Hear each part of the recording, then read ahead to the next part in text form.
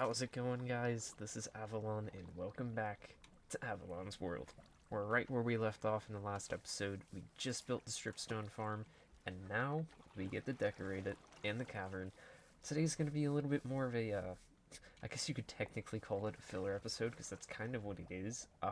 It's not per se me filling an episode to get to a certain point. No, not at all. I don't know what you're talking about.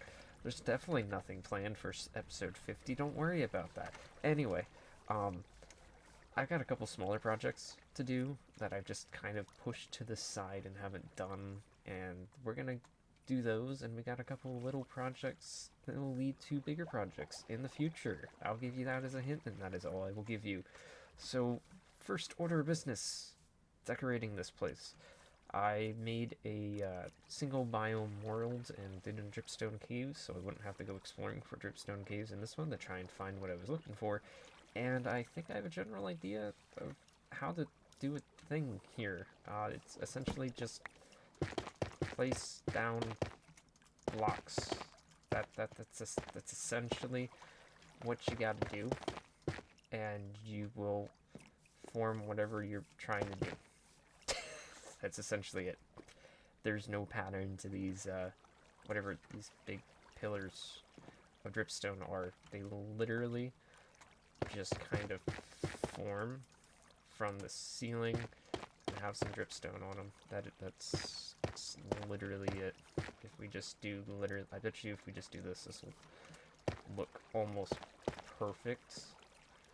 Okay, well, maybe it's not, the best, but gotta reach, get up there, get up there.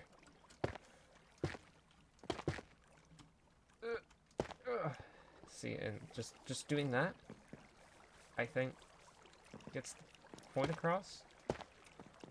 And then what we do is simply this, and we just take some dripstone, and I want that back. Can you mine? Oh, you can mine it without pickaxe. And just do that, and just do that, and essentially just kind of throw it sporadically. I don't think this stuff will fall, because I put it here. So, I mean, that's pretty much about it. Like, that's my pillar. That's what I'm gonna go with. It's tiny, it's small, but that's about all the room I got. So, yeah. Now we gotta put some dripstone around the caves, and, lots of copper. Lots of copper. Now this is looking more like a dripstone cave. I actually really like how this turned out. I did put some dripstone in the floor. The only thing that's kind of missing is there's like water pockets, like literally like one single block water pockets in the cavernous floor of the dripstone cave, but obviously I don't want to walk through water, so this is gonna have to do, and I might do the same without here. I did happen to go through a good amount of dripstone already, as you can see. I don't know where the stone came from, but alright. And another reoccurring problem is it's still getting stuck back there, like at least a good solid, like, 20 to 30, probably, I would say. Because when I came back after my AFK session last episode, they were still there, so it just went off in the previous 5 minutes, or before that, because they didn't despawn yet, and that's golden carrot. And so I might, in between episodes, tinker around with that, maybe put some hoppers or water streams down there to try and collect as many as possible, because you can see they're kind of in the middle there, so. But I actually really like the feel of this. I only put copper in this section, and I might just put copper in this, because it just might feel more natural, because I've got ores literally everywhere that just kind of change it up, essentially speaking. I didn't however, put any of these in the entrance to try and, change up the cavern size, which honestly, I don't even know if I want to mess around with it at this point.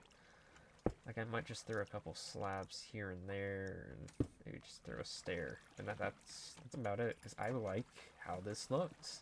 It looks like a dripstone cave, and the best thing with the new lighting updates is as long as it's not 0, mobs can't spawn, so I don't need to spam torches or lanterns I just need to have light, essentially.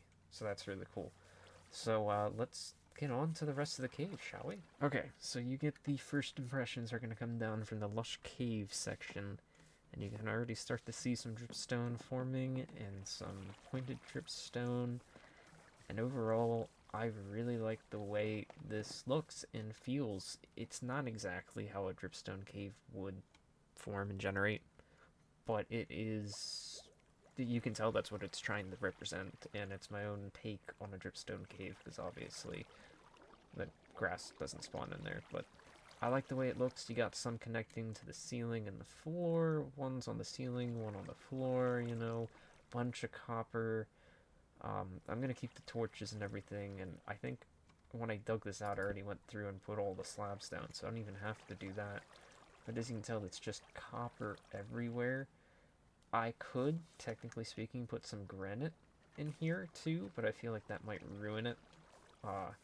Because that's what the copper ore veins are. I'm gonna just kind of, no, that's not what I wanted to do. That's what I wanted to do. There we go. That looks good. I'll just do one right there. I like how they connect like this. That is definitely something I'm going to utilize in the future, but as you can tell, we've exhausted pretty much our entire dripstone supply, which I was expecting to, and I'm glad I decided to AFK throughout the day too. But I love how this turned out. I think it turned out great. But it's not all we're doing, because, you know, could have done that at the end of the last episode if that was it. Let's move on to our next project, shall we? So if there's one project I need to add to the list, it's creating a storage room specifically for the underneath here. These shulker boxes are like all filled with stone, granite, you know, everything, the ores, grass, you name it, everything I use to make the underneath. Mind the cats, would you? Because they're right over there. A storage system wouldn't be bad, even though technically speaking mine's right through that door. But, you know, I don't want to travel back and forth to get the grass and the oak planks and all the other stuff that I need. I mean, some of this stuff is redstone bits too, but we're here in front of this thing that no longer works. And I feel like it did at some point. Okay, yeah, what it was supposed to do was break it. And now it's created a 1-tick pulse. So obviously, you know, the thing's broken. It don't work anymore. So we're going to tear it out, and we're going to put something else here. So I created a mess. It was full bone meal. Do I care? Nope, we're going to burn it all. Burn it all to the ground. We don't need any of it. Oh, we missed a spot. Oh, that's a lever. That's why. Burn, baby, burn. That was satisfying. So after removing this, we're not exactly left with the most amount of space. This, I believe, is the redstone I use to trigger my door. Yeah. Which is very... It probably could be updated, to be honest. To let it open a little bit longer, but I did that myself a couple years ago, so it's not the greatest. And then down here is our cartography room with the lectern that I made, the little library, which has my, whatchamacallit thing, my idea book, and it's not even the library because all my enchanted books are stored elsewhere. And then we got the super smelter that I built a while back, and you can actually just, where, oh, it's right there, okay. And you can almost see in there, that's the smelter system that I built in my main storage system. Then we can just walk on back here. Keep walking on back, you know, this is the bare, this is the parts you don't see of my base because I made them not able to be seen. But what I'm doing up here doesn't have to be big, it doesn't have to be glorious, it doesn't have to be grand.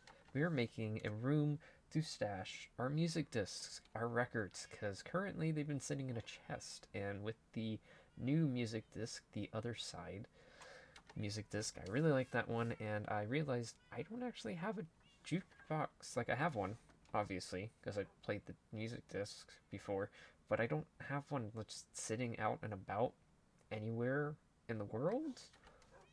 And this world was made in Yeah, it goes off again, by the way, when it's an observer behind this. Distracted. This report was made in 1.10, and I don't have a jukebox anywhere. Just sitting in the world. It's just sitting in a chest.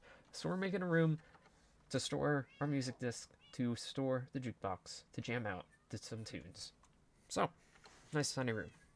Quaint, nothing fancy, but it gets the job done.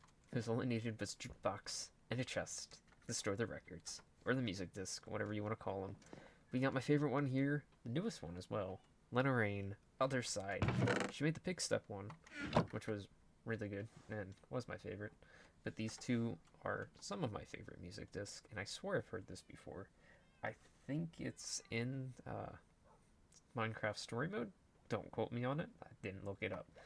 But anyways, if you didn't listen to it, I'd give it a listen. It's pretty good.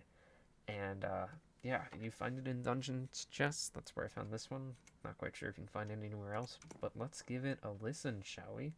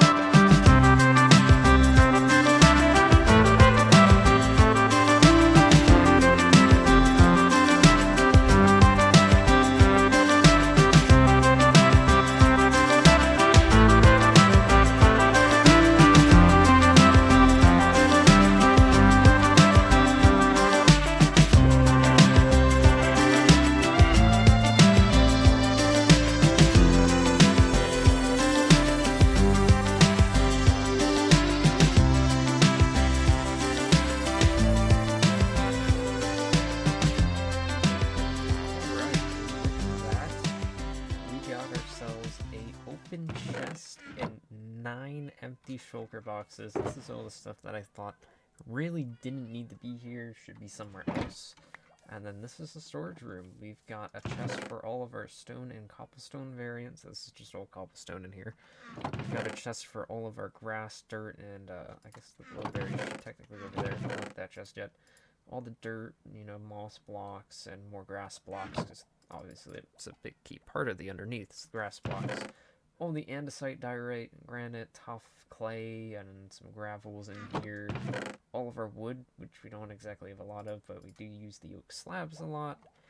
We've got all the ores and the dripstone blocks, because I had some in there and figured that's a good spot to put them. And then just miscellaneous lighting, other blocks and whatnot, stuff that I might find useful, etc. We got a stone cutter crafting table and another chest, and it's right at the entrance. Don't mind the pile of stone. I have too much stone, as you can guess. I dug this out by hand, so obviously I have stone. But yeah, that frees up this chest, which was supposed to be used for storing books and gear and everything, and we got more shulker boxes. Woo, let's go! Alright, we're finally back, above ground. And I gotta remember where the paths go. Thought there was one over here. And we're going to be doing our last two projects for today's episode. Two little small things that I probably should have done long ago and just never have, and they are going to reside up on this stone slab red nether brick road. This is going to be the warped and twisted... That's not the warped, is it? It's the weeping and twisted. Why do I keep calling it the warped? I feel like one of them should be called the warped vines. Isn't it the warped forest? Is that not? Yeah, it's warped. And then this is crimson, and it should be the crimson vines and the warped vines. Who knows? I didn't make these things, but that's what I'm going to call them. So I got the monument for Emmy here, and this is where we're going to put the two, probably, I have a feeling, like right here is going to be one, and probably at the end over here is going to be one. I purposely left these spots open because this is purposely where I was going to put these farms. And inside the shulker box should be literally everything I need to make these farms, and they're going to be kind of automatic, to say the least. They'll break automatically if they grow, and they can grow on their own, so it'll be kind of just sitting off in the background. But if I do need, I need levers, actually. Forgot about those, but I have those. I thought that was the sheep. I was gonna kill him. No, I wasn't. Yeah, I just need bone meal and levers, and then I can bone meal it, and it'll grow more of them, because that's how bone meal works. Alright, I might have changed the positions of them just a little bit, and when I say them, I just mean this one, because I didn't build the crimson one yet. Don't judge me. Anyway, this is a very simplistic design. I gotta look at the video to see who it's by again, because I completely forgot. I may or may not have forgot to say that in the video for the Dripstone farm too, but I made sure to put them in the description. Or I should have. I don't know. But I like the design of this. It's small, simplistic, and it runs in the background. Now, I don't expect this thing to produce massive amounts of these vines, but the fact that it can run in the background is just a nice touch. So if I do need some, I can come over here. Oh, cool, you know, I should probably, just you didn't see that. There, okay, fixed it. So I like the shroom light too. I wanted to go for more of a, a nether vibe, because these are obviously the vines you find in the nether. And I'll probably spruce up the place with some of the nylium here and some of the roots and whatnot. Maybe even grow some trees, who knows. But to show you this thing in action, you just plop in some bone meal, and literally all you gotta do is this. That's all you do. And look at that. We got some vines in there already. Not a ridiculous amount, per se. That was 12 bone meal, but, it works, right? I'm also assuming that it didn't shoot out anywhere, is the question, because I feel like it should have more than 9. I feel like that's... I'm just going to use some scaffolding, even though I never use... Okay, no. I never use it. If I come up here, it better not be. Okay, but it's not. Now I just need to figure out what I put here. A slab, right? Slabby jabby. Let's go. Alright. It's like what was I trying to say there? Like I said, it's a very simplistic design, but it will get the job done. And now I have some place where I can get my twisting vines. Still gonna call them the warp vines. It's by Avollon on YouTube. Link in description. And there we are. The finished weeping and twisted vine farms. I gotta think about that. I just want to call them the warped and crimson vines. Like, I don't... Why'd they have to make it complicated? Honestly. But it's a nice little area. I put down some trees. I mean, obviously, we got a whole twisted forest over there. And we got some over here, too. So it fits the theme. I do tend to put, like, you can see bamboo over there, the trees. Like, I tend to fill in the spaces. It's silly trees. I fill in the spaces with new stuff that gets added. So this just kind of helps finish off this little section.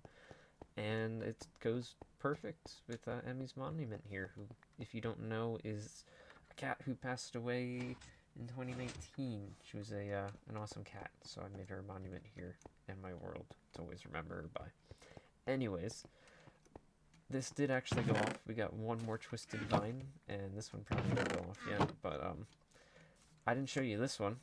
The lever's up here, because obviously this one grows from the ceiling. And the dispenser's there, but you're like, oh, how do you access the dispenser to put the bone meal in there? Good question.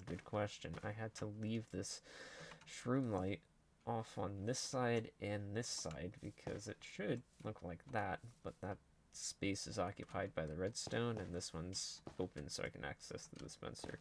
I still can reach the lever from up here, so it's no biggie. And we got a little chest here to store some bone meal. It's nothing fancy, but this is... And I'm gonna leave this under chest here. Always leave them everywhere. You don't know how many of them I have everywhere. You don't want to know. But yeah, I think it looks cool. I like it, and that will do it for today's episode. Next episode is episode 50, and I don't know if I hinted at it or not, but it may or may not be something special. I do not know. I'm not going to deny nor confirm anything. Anyways, guys, thank you guys for watching. I will catch you guys in the next one. Farewell.